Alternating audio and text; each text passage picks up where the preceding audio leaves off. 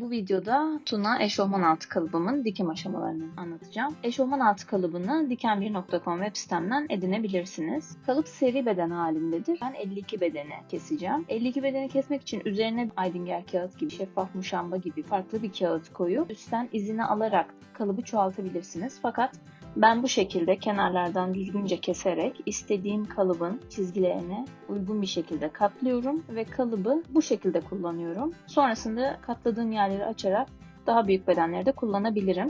Kesimleri yaptıktan sonra öncelikle tel alınacak yerleri tel alıyorum. Patlet kısmını tel alamak için telanın düz boy yönüne dikkat ederek patletin düz boy yönüne doğru kalıbın üstüne telamı yerleştirip kesim yapıyorum. Telanın şekerli yüzeyi kumaşın tersine denk gelecek şekilde iğneliyorum. Ütülediğim zaman telanın şekerli yüzeyi kumaşımın tersine yapışmalıdır. Cep ağzını da bu şekilde telaladım.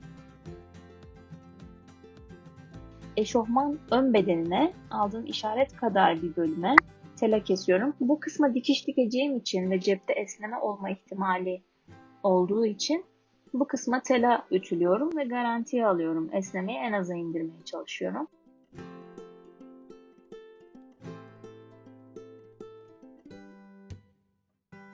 Yine tersinden iğneliyorum ve ütülerimi yapıyorum. Cep ağız kısmındaki filota kısmını ütülüyorum. İkiye katlıyorum. Bakın burada ben siyah bir kumaş kullandım diye düşünebilirsiniz. Fakat bu benim kumaşımın tersidir. Cebimin üzerine 3 santimlik 2 tane yatay çizgi çektim. Sonrasında bu çizgiyi 15 santim aralıkta bırakarak cebimin yukarısına ve aşağısına 15 santime denk gelecek şekilde çizgiler çiziyorum. Beden kumaşına ise eğer 3 santim bir cep yapıyorsam 1,5 santim ekleyip 4,5 santim, 2 santim bir cep yapacaksanız 1,5 ekleyip 3,5 santim genişlikte bir ölçü alıyoruz ve orayı çiziyoruz. Yine 15 santimden iz alıp 15 santimden de cebin bitişini çiziyoruz.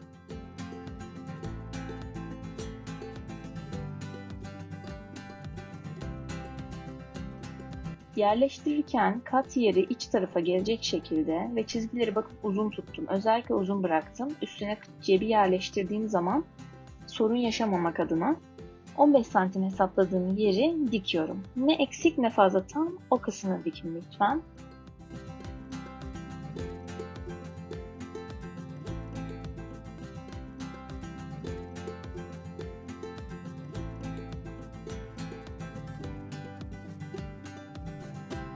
Bu dikimi yaptıktan sonra köşeye kadar çapraz bir şekilde iki taraftan kesik atıyorum. Tam çıta kadar yaklaşmanız bu aşamada önemli. Aman yaklaşmayayım, dikişi parçalarım diye düşünmeyin. Güzel ince bir makasla dikişinize kadar yaklaşın. Çevirdiğiniz zaman bu şekilde iğneleyin.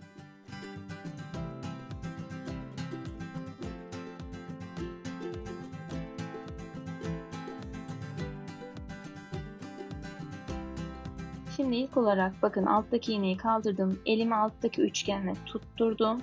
Ve bu şekilde dikeceğim.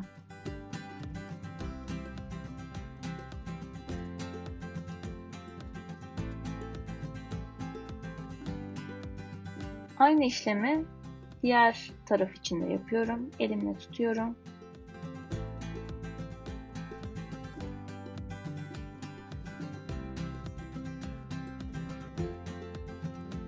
Dikimi tamamladıktan sonra cebin düzünden ve tersinden görünümleri bu şekilde olacaktır. Cep torbası dikerken cep torbasının yüzü sizi görecek şekilde yerleştiriyoruz. Üstüne bu şekilde katladığımız, bu şekilde dikiş payını önümüze aldığımız cebi ekliyoruz. Ön bedeni bu şekilde yerleştirip bu 15 santimlik diktiğimiz dikişin tam üstünden 15 santimlik yeni dikişimizi çekiyoruz.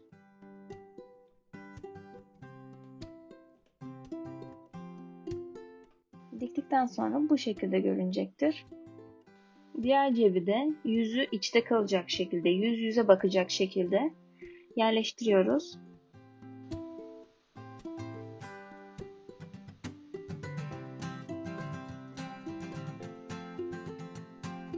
Eşofmanın düzünden dikiyorum. Dikişi görmek istiyorum çünkü ve cep ağzını dikişin içine almamam lazım. Bu şekilde Alta yerleştirdiğim cebi görerek, elimle takip ederek 1 santimden dikişini yapıyorum. Bu şekilde yerleştiriyoruz. Üste filetolardan iğneliyoruz sabitlemek için ve üçgen hizasından dikmiştik ya, yine aynı hizada, yine aynı üçgen dikişinin üstünden bu sefer cep torbasını tutturmak için dikiyoruz.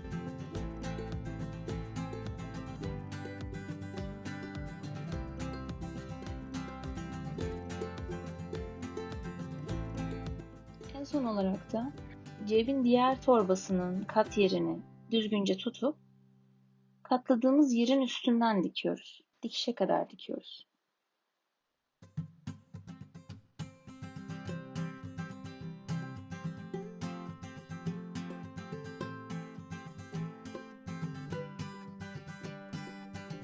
Bu şekilde köşe dikişini tamamlamış oluyoruz.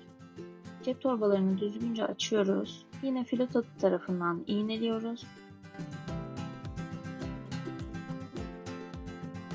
Paylarını güzelce el ütüsü yapıyoruz. Sabitliyoruz. Ortalardan sabitlemeniz bu aşamada önemli. Çünkü cep torbasının çevresini dikeceğiz. Ortadan sabitlemezseniz kayma yapabilir. Çevreden 2 sıra dikiyoruz. Bir sıra dikiyoruz. Sonra geri dönüp bir sıra daha dikiyoruz. Bu ağ dikişlerinde ve cep torbası dikişlerinde kullanılan bir yöntem. Benim aldığım eğitimler sırasında öğrendiğim bir bilgiydi. Ben ağ dikişlerinde ve cep torbası dikişlerinde kullanıyorum.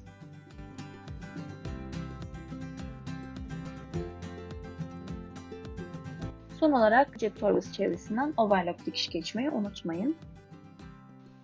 Cep torbasını bedene dikiyoruz ve cebin ön bedendeki ceplerin dikimini tamamlamış oluyoruz.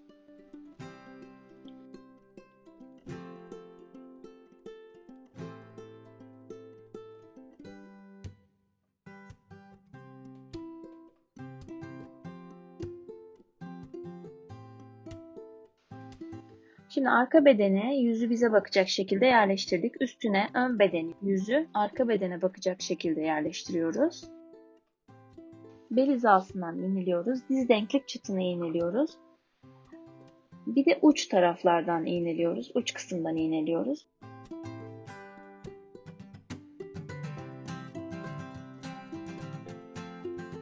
Sonrasında burayı dikiyoruz. Dikerken lütfen öncelikle düz dikişle dikin. Çünkü cebin hemen kenarından dikmeniz gerekiyor. Overlock'la cebi içeriye alabilirsiniz. Burada cep dikişi arada kalırsa büyük problem oluşturacaktır. Öncelikle düz dikişle dikin. Penyeniz çok esnek bile olsa öncelikle düz dikişle dikin. Sonra overlock çekin.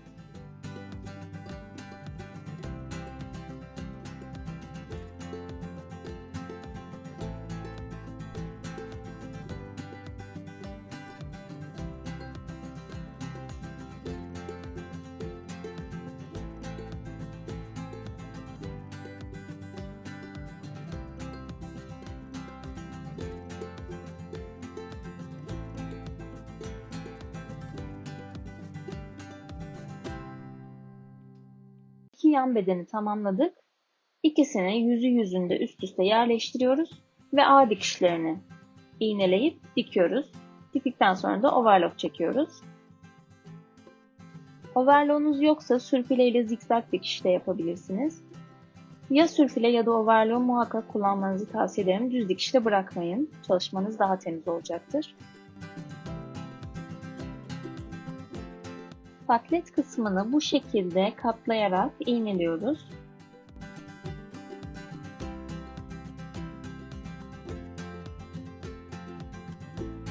Patleti katladığımız yönün üst tarafından bu şekilde çizerek ön ağın çıma dikişini çekiyoruz.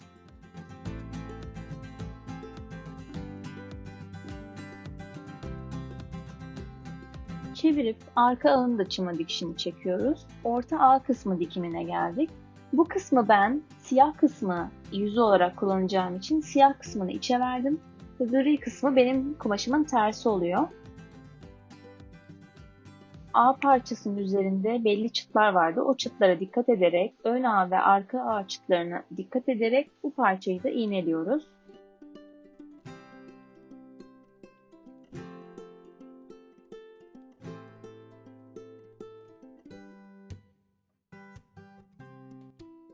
Diz denklik çıtlarını özellikle iğnelemelisiniz. Tüm iğnelemeleri yaptıktan sonra dikerek bu aşamayı da tamamlıyorum. Tüm dikişlerden sonra yine overlock çekmeyi unutmayalım.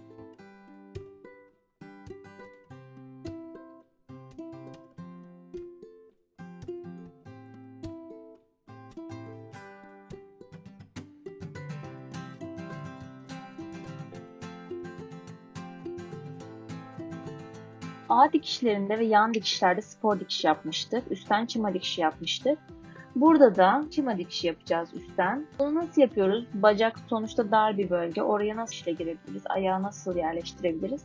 Bu şekilde benim gibi elinizi sokarak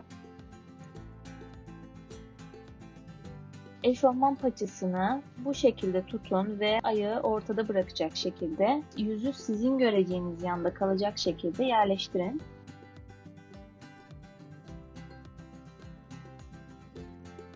Ve üstten çima dikişinizi çekin. Dikiş paylarını istediğiniz yana verebilirsiniz. Bir dikiş payının birini içe veriyorsanız diğerini de içe verin. Birini dışa veriyorsanız diğerini de dışa verin. Genelde böyle durumlarda çima dikişleri her zaman dışa verilir. Fakat ben siyah iple diktiğim için ve siyahın gri üstünde görünmesini istemediğim için bu kısımda fazlalık paylarını siyah tarafa verdim, iç tarafa verdim. Bu A kısmını isterseniz kendi renginden de dikebilirsiniz. Fakat bu eşofmanın özelliği A kısmındaki parça nedeniyle erkeklerin daha rahat kullanabilmesini sağlaması ve A kısmında çabuk oluşabilen deformasyonları engellemesidir. O nedenle cep ve A kısımlarını farklı bir kumaştan dikerek kalıba özel bir görünüm elde edebilirsiniz.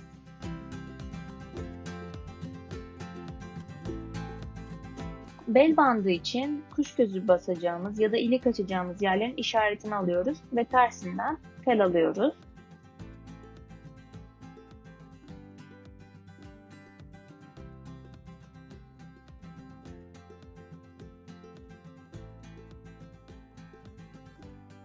Tel aldıktan sonra ben kuş gözü basacağım. Kuş gözü basarken 2 adet arka parçamız, 2 adet kuş gözünün ana parçası ve aparatlarım var. Bu kısmı detaylı anlatacağım çünkü önce ilik açarak eşofman altı anlatmıştım.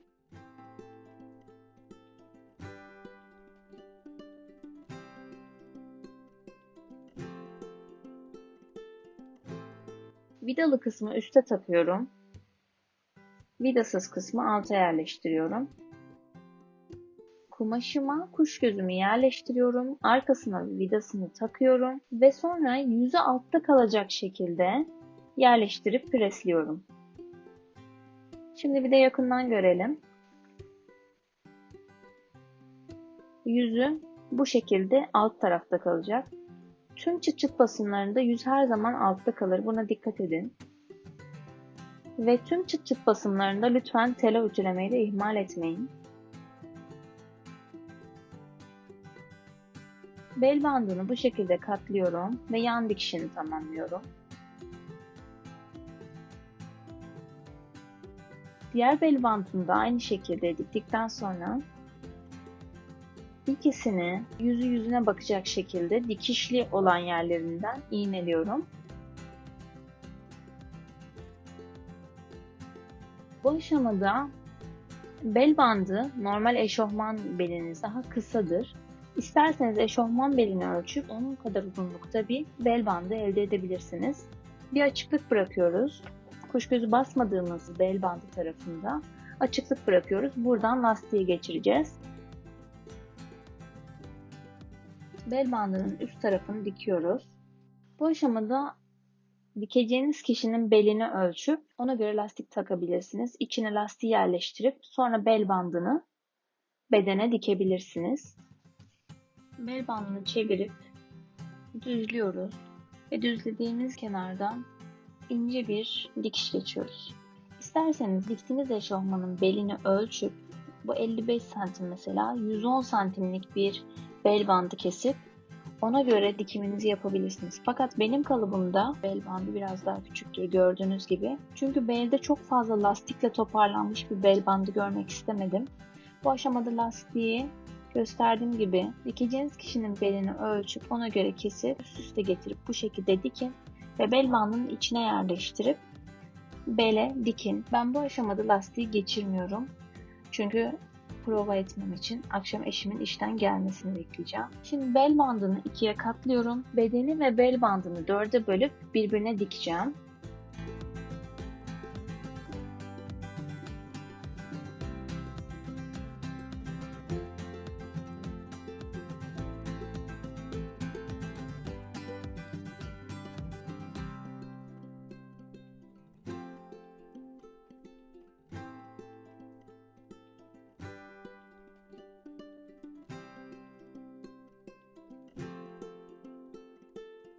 Tüm beli sık iğne ile iğneliyorum.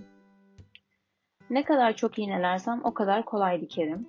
Kolda ve böyle bantlarda iğne sayınız arttıkça dikiminiz kolaylaşacaktır.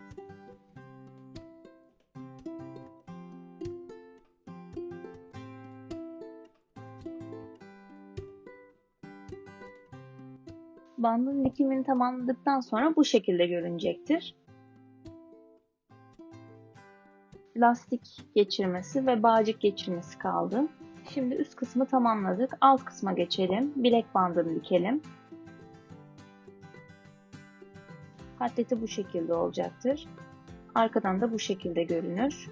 Lastiği taktıktan sonra bağcığı geçirmek için kuş gözünün üstünden ve altından bir dikiş geçiyoruz. Bu dikişi biraz gerdirerek geçirelim.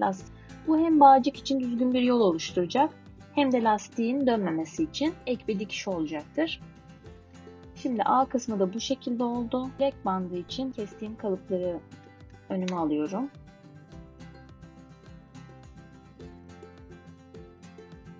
Ben gri kısmı bilek bandı olarak kullanacağım için gri kısmını yüzü olarak kabul ediyorum ve yüzünü içte bırakacak şekilde kumaşımı katlıyorum. Yan dikişlerini yapıyorum. Yan dikişini diktikten sonra dikiş içte kalacak şekilde bu şekilde katlıyorum. Eşofman paçasını 4 eşit parçaya bölüyorum. Bilek bandını da 4 eşit parçaya böleceğiz. Hem kol bileğinde hem ayak bileğinde aynı şekilde bedeni de 4'e bölüyoruz. Bilek bandını da 4'e bölüyoruz. Ve sonra birbirlerine 4'e böldüğümüz köşelerden iğneliyoruz. Ortada kalan kısımları da gerdirerek dikiyoruz. Bedenin üstüne çeviriyorum. Bu şekilde 4 tarafından iğneledikten sonra dikiyorum.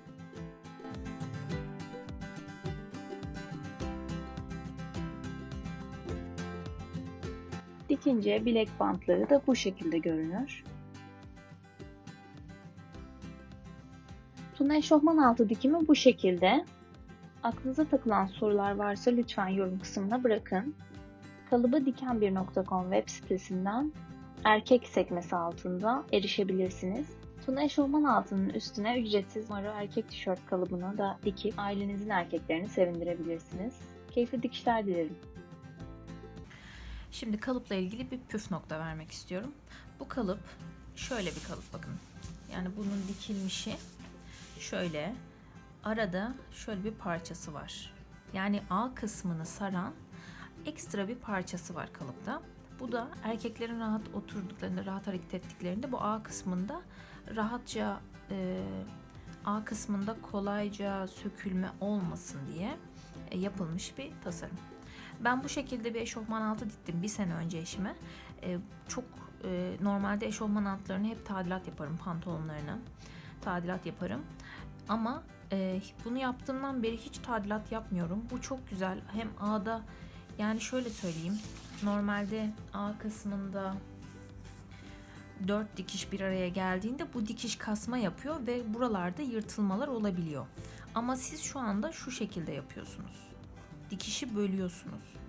Böyle olunca burada 3 birleşim oluyor. Burada 3 birleşim oluyor. A kısmı burası. O yüzden gerildiğinde hızlı bir bozulma olmuyor. Benim kalıbım bu şekilde. Aslında ben şöyle normal bir kalıp çizmiştim.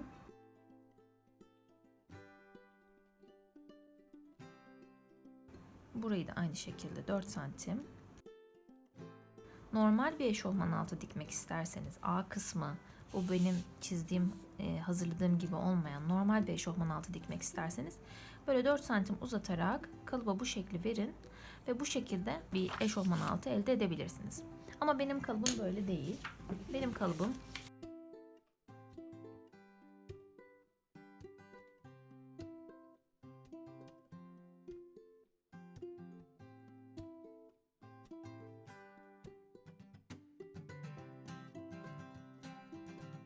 buradan 4 santim, buradan 4 santim aldık ya. 8 santim, 1 santimde ben genişlik payı verdim. 9 santim.